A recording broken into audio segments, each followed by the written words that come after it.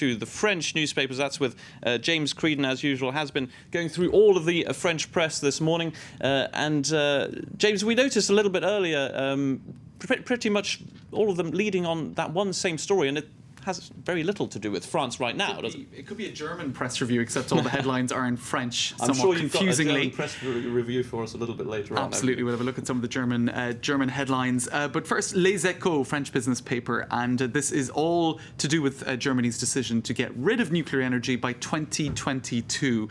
Now, this, of course, has an impact in France, which is highly dependent on nuclear energy. And they say here on the front page of Les Echos, nuclear energy, the shockwave of Germany's choice.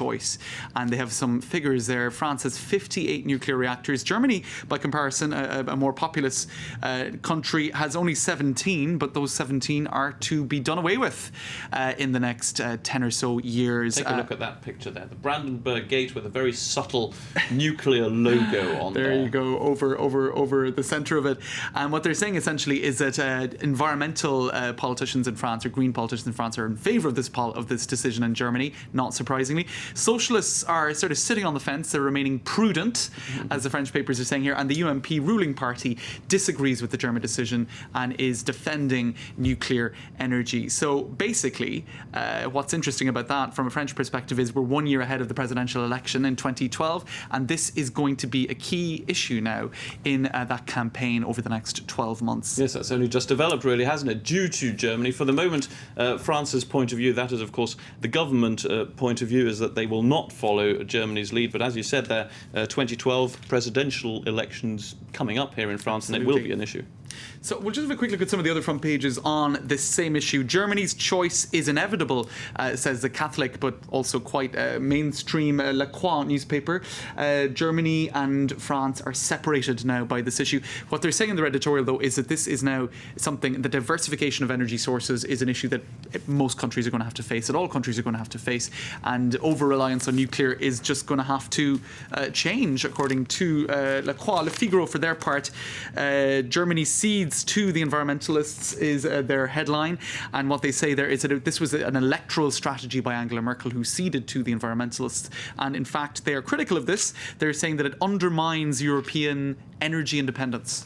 Well, be it an electoral strategy or not, it is still quite amazing that all of this happened with the nuclear crisis happening miles and miles away in Japan with the Fukushima plant, and that's now having an effect not only on the newspapers we're looking at, but at French and German politics indeed. Now, we'll have a look, we'll move to the left-leaning daily Libération. Marre des machos is their headline, sick of machos. And here you've got 6 female politicians in France, some better known than others. You've got Roselyne Bachelot, former health minister. She's still a cabinet minister in Sarkozy's government. And they are basically saying that it's a very macho climate, a very macho culture, the French political world. Still, despite all of the scandals that have come out lately, I suppose it'll take a little bit of time for things to change, but the Dominique Strauss-Kahn scandal very much shone the spotlight on the issue of, I suppose, a certain macho type of behaviour in politicians. Of course, Dominique Strauss-Kahn, it's going through the courts. It's nothing has been proven just yet. But Roselyne Bachelot, for instance, she says that being a female politician, it's like climbing the rock of Sisyphus, a kind of a Greek mythological reference where you climb up a kind of a rock and you keep falling back down and climbing back up. She said that, the paper says there are 17% of MPs who are female. In France, there was a law passed 10 years ago on female-male parity, which clearly hasn't been respected. So they're shining the spotlight on those issues. It is in the case French in a few other European countries. Libération, they're in a sense really doing what they do best or worst, in whatever your opinion might be, doing a completely different story to everybody else. That's on the right. front page. That's right. They've got to be a little bit different.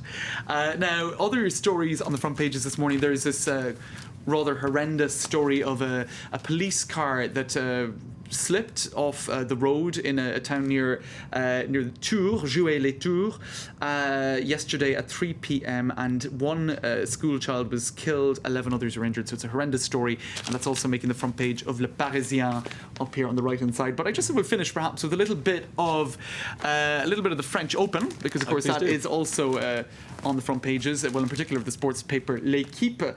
Mon fils au pied du Rocher, and I think they probably mean they're au pied du Rocher.